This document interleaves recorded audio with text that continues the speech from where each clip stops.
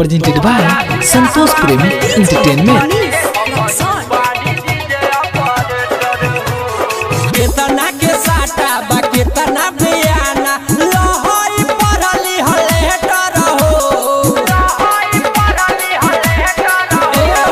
केतना के साटा बा केतना बयाना लहई पढ़ली हले हेटर हो अरे तोहरे बियाहवा में हो करे जा हम ही बानी डीजे ऑपरेटर हो तोहरा बियाहवा में हो करे जा हम ही बानी डीजे ऑपरेटर हो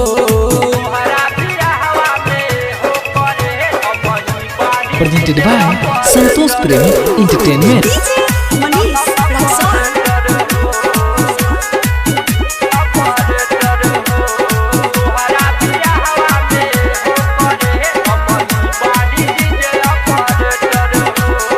लेटर के अंदर बात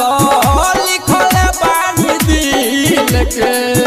इहे रिक्वेस्ट बाकी जय जान मिल के लेटर के अंदर बात लिखल बानी दिल के इहे रिक्वेस्ट बाकी जय जान मिल के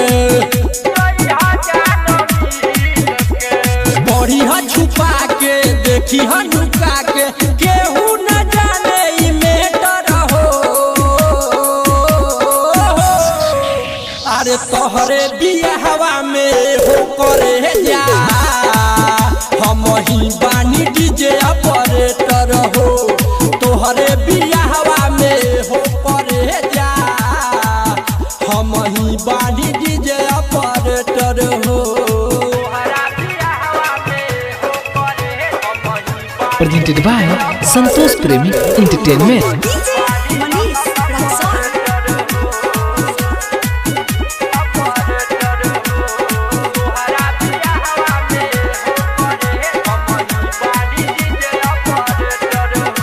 लकी लक्ष्मण यादव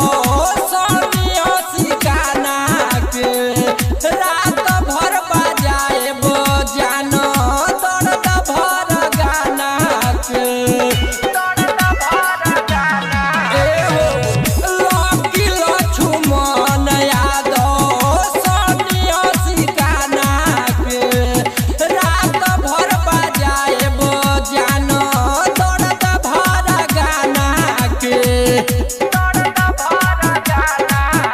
अरे तनी न सोब रात भर रोब दिहलू जखम बड़ी बेहतर हो